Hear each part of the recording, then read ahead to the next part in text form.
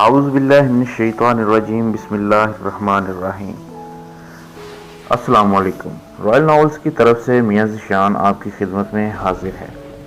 ناظرین، آج کی کہانی کا نام ہے بد دعا۔ تحریر ہے اس کی MS اشرف صاحب کی۔ امید کرتا ہوں کہ میری یہ شارٹ سٹوری بھی آپ کو پسند آئے گی۔ اپنے لائک اور کمنٹ کر کے اپنی آراء سے ضرور آگاہ کریں۔ شکریہ۔ تو چلیے شروع کرتے ہیں۔ اکبر بھائی، میرا وعدہ ہے کہ آپ کو آپ کی رقم وقت پر مل جائے گی۔ برائے مہربانی مجھے 1,00,000 روپے قرض دے دیں۔ مجھے اماں کے پاؤں میں سے رسولی نکلوانی ہے۔ اکبر نے شاہد کی التجا سنی تو بولا، دیکھو شاہد، ابھی میں تم کو 1,00,000 روپے دے گا، لیکن سود پورا 5% لے گا۔ شاہد بکھلا کر بولا، مگر اکبر بھائی، یہ تو مجھے لاکھ پر 50,000 دینا پڑ جائے گا۔ اکبر ایک ہوشیار، چالاک اور شاطر بندہ تھا۔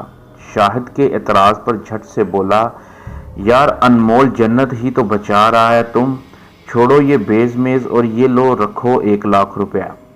یہ کہتے ہوئے اکبر نے اپنی دراز میں ہاتھ ڈال کر ایک دھپی نوٹوں کی نکالی اور شاہد کے سامنے رکھ دی۔ شاہد پیسے دے کر خوش ہو گیا اور اکبر کو دعائیں دیتا ہوا وہاں سے چلا گیا۔ دوسری جانب اکبر نے منشی کو بلایا اور رجسٹر پر شاہد کا نام، پتہ اور ID نمبر لکھوانے لگا۔ 3 ماہ بعد شاہد کی ماں چلنے پھرنے کے لائق ہو گئی تو دروازہ بجنے پر اس نے ہی دروازہ کھولا۔ اس کے سامنے لہیم شہیم آدمی کھڑا تھا۔ شاہد کی ماں نے نرمی سے پوچھا، کس سے ملنا ہے بیٹا؟ دفعتاً شاہد کی ماں کئی قدم دور جا گری۔ اس لہیم شہیم آدمی کی لات ہی کچھ اتنے زور کی پڑی تھی کہ شاہد کی ماں لڑکھڑاتی ہوئی برآمدے میں جا گری۔ اگلے ہی لمحے شاہد کمرے سے وارد ہوا اور اپنی ماں کا یہ حال دیکھ کر فوراً اس کی جانب متوجہ ہو گیا۔ شاہد ابھی اپنی ماں کا ہاتھ تھامے اس سے کچھ پوچھ ہی رہا تھا کہ اس کے گریبان پر مضبوط گرفت پڑی اور پھر وہ ہوا میں اٹھتا چلا گیا۔ لہیم شہیم آدمی شاہد کو ایک ہاتھ سے کھڑا کر دیتا ہے اور اس کا رخ دروازے کی جانب کر دیتا ہے، جہاں اکبر منہ میں نسوار بھرتے ہوئے گھر میں داخل ہوتا ہے اور اندر آتے ہی کہتا ہے، اکبر، کیوں بے حرامی 3 مہینے سے سود کیوں نہیں دے رہا؟ شاہد، اکبر بھائی، میں تو ہر مہینے آ کر 50,000 دے رہا ہوں، اپنے منشی سے پوچھ لو۔ اکبر نے منشی کو دیکھا جو اس کے بائیں جانب چہرے جھکائے کھڑا تھا۔ اکبر سمجھ گیا کہ منشی نے کوئی ہیرا پھیری کی ہے، مگر اکبر اسے کچھ کہہ نہیں سکتا تھا کیونکہ وہ اکبر کا سالہ تھا اور اب اکبر کے گھر میں صرف اس کی بیوی کی ہی چلتی تھی۔ اکبر نے منشی کو نظر انداز کرتے ہوئے کڑک آواز میں کہا، حرام زادے، اصل کٹوارے سود تیرا باپ اتارے گا۔ 3 مہینے کا 30,000 بنتا ہے، اس حساب سے تیرا بنا 1,05,000، ابھی سے 3 مہینے تجھے 25,000 دینا ہے اور آخری مہینے 30,000، سمجھا؟ شاہد رو رہا تھا اور بول رہا تھا، اکبر بھائی، خدا کے لیے ایسا نہ کرو، یہ تو ظلم ہے، اللہ سے ڈرو، تمہارے منشی کی خطا کا خمیازہ میں کیوں بھگتوں؟ اکبر نے لہیم شہیم آدمی سے کہا، دلبرا، اور پھر شاہد کو سمجھ ہی نہ آیا کہ کب اور کتنے گھونسے اور لاتیں اس کے منہ اور پیٹ پر پڑتی رہیں۔ وہ بس زمین پر پڑا مار کھاتا رہا۔ اس کی ماں اپنے اکلوتے بیٹے کو مار کھاتا دیکھ کر فوراً اکبر کے سامنے گھٹنوں کے بل بیٹھ گئی اور فریاد کرنے لگی کہ اس کے بیٹے کو بخش دیا جائے، مگر اکبر تو طاقت کے نشے میں چور تھا۔ اس نے ایک پیر شاہد کی ماں کے کندھے پر رکھا اور اسے دھکا دے کر پرے ہٹا دیا۔ جب شاہد کی حالت غیر ہو گئی تو دلبر سے اکبر کو بولا، جا ابھی جا کر اس کے گھر کی تلاشی لے اور جتنا پیسہ ہے نکال کر لے آ۔ دلبر اٹھا اور کمروں کی تلاشی لینے لگا۔ کچھ ہی دیر میں اس کے ہاتھوں میں 1000 کے 10 سے 12 نوٹ تھے۔ اکبر وہ نوٹ اپنی جیب میں ڈالتے ہوئے بولا، اگلے مہینے 20,000 نہیں تو پھر آؤں گا اور تیرے کو الٹا لٹکا کر جاؤں گا اور تیرے کو ہسپتال لے جا کر تیرا گردہ بیچ دوں گا، سمجھا؟ اکبر کے جاتے ہی شاہد کی ماں اپنے بیٹے سے لپٹ کر زاروں کی طرح رونے لگی اور اوپر دیکھ دیکھ کر کہنے لگی، یا مالک میرے بچے کو بچا لے، سود خور سے تو تیری جنگ ہے، اپنے دشمن کو تباہ برباد کر دے، میرے بچے کا برا حال کر دیا ظالم نے، میرا بچہ تو بس مجھے بچانا چاہتا تھا، اس بات کی سزا میرے بچے کو مل رہی ہے، کیا تو صرف ظالموں کا خدا ہے؟ ماں کے قدموں تلے تو جنت ہوتی ہے، اس نے تو اپنی جنت کی حفاظت کی تھی، مولا کریم تو تو جبار ہے، تو تو منصف ہے، تو تو قہار ہے، میرے بچے پر اور مجھ پر ہونے والے ظلم تو نے دیکھا ہے، میں تجھے تیرے قہار ہونے کا واسطہ دیتی ہوں، میں تجھے تیرے منصف ہونے کا واسطہ دیتی ہوں، ہم ماں اور بیٹے کو دشمنوں سے محفوظ فرما اور اکبر کو اس کے کیے کی سزا دلوا مالک۔ دوسری جانب اکبر کار میں بیٹھا نسوار منہ سے نکال کر تھوک رہا تھا اور پھر پلٹتے ہی ایک زناٹے دار تھپڑ اس نے منشی کو دے مارا، منشی ہکا بکا رہ گیا، تھپڑ مار کر اکبر بولا، خانہ خراب، تو بولا کیوں نہیں کہ وہ پیسہ ہر مہینے دے رہا ہے؟ منشی بس بکلا کر رہ گیا۔ کچھ فاصلہ طے کرنے کے بعد اکبر نے راستے میں ایک ہوٹل کے آگے کار رکوائی اور پھر دلبر سے بولا، جاؤ جا کر کڑھائی گوشت لے آؤ۔ کچھ دیر بعد اکبر اپنے ہی گھر کے پچھلے حصے میں تھا جہاں اس نے اپنا سود پر قرض دینے کا کاروبار بنا رکھا تھا۔ دفتر میں آتے ہی اکبر نے اپنے لیے مختص کمرے میں چلا گیا، جبکہ منشی کھانا لے کر دفتر ہی سے اندرونی دروازہ کھول کر گھر والی جگہ پر پہنچ گیا۔ اس نے اپنی بہن یعنی کہ اکبر کی بیوی کو سلام کیا اور کھانا اس کے ہاتھ میں تھما دیا۔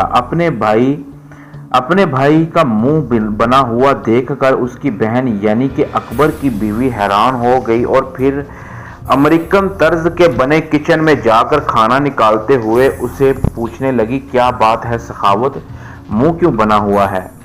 جواب میں سخاوت بولا، بس بہت ہو گیا باجی، اب میں دبئی جاؤں گا، مجھے یہاں رہ کر تمہارے شوہر کے تھپڑ نہیں کھانے۔ یہ سننا تھا کہ اکبر کی بیوی کے ہاتھ سے خالی پلیٹیں گر کر ٹوٹ گئیں اور پھر گھر میں وہ طوفان مچا کہ دوسری جانب بیٹھا اکبر بھی اپنی کرسی سے کھڑا ہو گیا اور لگ بھگ دوڑتا ہوا اپنے گھر کی جانب آ گیا۔ دوسری طرف سخاوت نے لمحہ ضائع کیے بغیر باہر کی جانب دوڑ لگا دی اور رکشہ پکڑ کر نامعلوم مقام کی جانب نکل گیا۔ گھر میں گھستے ہی اکبر کو بے تحاشا باتیں سننے کو ملیں، جبکہ اکبر بس ہاتھ باندھے سر جھکائے کھڑا اپنی بیوی کی سلوتیں سنتا رہا۔ بیچارے کو کھانے کو بھی کچھ نہ ملا کیونکہ اس کی بیوی کھانا لے کر اپنے کمرے میں جا چکی تھی۔ کمرے میں بیٹھ کر وہ اپنے بچوں کے ساتھ کھانے لگ گئی۔ رات گئے اکبر دفتر سے گھر میں داخل ہوا، اسے یقین تھا کہ اس کی بیوی بچے سو چکے ہوں گے۔ بھوک سے برا حال تھا، اس لیے کچن میں موجود بول میں دیکھا تو کڑھائی گوشت کی کڑھائی تو تھی مگر گوشت غائب تھا۔ اکبر نے سوچا اب بھوکا مرنے سے بہتر ہے کہ روٹی کے ساتھ ہڈی ہی چبا لے۔ چاہتا تو باہر جا کر بھی کھا سکتا تھا مگر جس ہوٹل سے کھانا لیا تھا وہ اس کا اپنا ہوٹل تھا، اس لیے اسے اس ہوٹل کے کھانے پر اعتبار تھا، اور ویسے بھی کنجوسی اور خود سوزی اور سود خوری سے بنایا ہوا پیسہ خرچ کرنے کا دل ہی کہاں کرتا ہے۔ اگر کہیں پیسہ کم ہو گیا تو بس پھر اس نے ہڈی کڑھائی اور روٹی کھانا شروع کر دی۔ کھاتے کھاتے بے خیالی میں اس نے چھوٹی سی ہڈی نگل لی۔ اس وقت تو خاص دھیان نہ دیا اس نے اور جلدی جلدی میں بچا کچا کھانا لپیٹ لیا اور ڈرائنگ روم میں ہی سو گیا۔ اگلے دن اس کی آنکھ کھلی تو اس کی ناک میں انڈے اور پراٹھے کی تیز خوشبو گھس رہی تھی۔ اکبر فوراً اٹھا اور منہ ہاتھ دھو کر ناشتے کی میز پر بیٹھ گیا۔ اس کی بیوی نے اس کے سامنے انڈا اور پراٹھے ایسے رکھے جیسے کسی کتے کو روٹی ڈال رہی ہو۔ اکبر کے پیٹ میں تو چوہوں نے کرکٹ میچ مچایا ہوا تھا۔ اچانک کرکٹ میچ سے اکبر کو یاد آیا کہ اس نے تو آج کے کرکٹ میچ پر سٹا لگایا ہوا ہے۔ اکبر نے ناشتہ لیا اور ٹی وی کے سامنے بیٹھ کر میچ دیکھنے لگا، ساتھ ہی ساتھ وہ ناشتہ بھی کر رہا تھا۔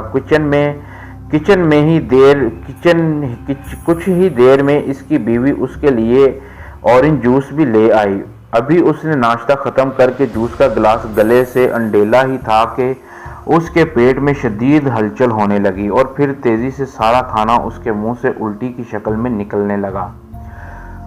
الٹی کیا تھی مانو پورا سیلاب تھا۔ اکبر کو تو اتنی مہلت بھی نہ مل رہی تھی کہ وہ اٹھ کر باتھ روم تک جا سکے۔ اس کی یہ حالت دیکھ کر اس کی بیوی اس کے لیے پانی کی بالٹی لے آئی۔ اکبر کی الٹی رکنے کا نام نہیں لے رہی تھی۔ ایک کے بعد دو اور پھر 3 بالٹی، پھر الٹی کے بعد اکبر کی الٹی رکی تو اس کی حالت غیر تھی۔ اس کی بیوی نے ایمبولینس کال کی اور اکبر کو ایمرجنسی میں ہسپتال لے جایا گیا۔ الٹرا ساؤنڈ سے پتہ چلا کہ اکبر کے معدے میں زخم ہو گیا ہے، جس کے باعث اس کے معدے میں کوئی بھی ٹھوس چیز رک نہیں پا رہی۔ اکبر خود کو کافی کمزور محسوس کر رہا تھا، اس لیے وہ دن اور رات اس نے ہسپتال میں ہی کاٹی تھی۔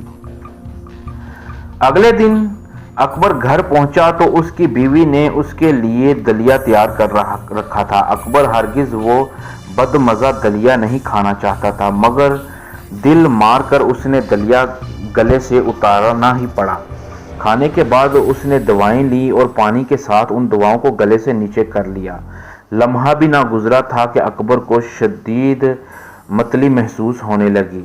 بس پھر کیا تھا، ایک بعد 2 اور 2 کے بعد 3 بالٹی بھی الٹی۔ 3 بالٹی بھر الٹی کرنے کے بعد اکبر کی حالت غیر تھی۔ اس کی بیوی حیران تھی کہ ہاف پلیٹ دلیا اور آدھا گلاس پانی پینے سے اتنی مقدار میں الٹی کیسے ہو سکتی ہے۔ ایک بار پھر ایمبولینس بلائی گئی اور پھر ایک بار اکبر کو ہسپتال منتقل کر دیا گیا۔ ڈاکٹر حیران تھے کہ معمولی سا کھانا اور چند گھونٹ پانی سے اتنی مقدار میں الٹی کا ہونا ناممکن تھا۔ اکبر کے دوبارہ ٹیسٹ کیے گئے اور تجرباتی طور پر اسے ہسپتال میں ہی کھانا کھلا کر پانی پلایا گیا۔ اگلے ہی لمحے اکبر کے منہ سے الٹی کا سیلاب جاری ہو گیا اور جب تک 3 بالٹیاں بھر نہ گئیں اکبر الٹی کرتا رہا۔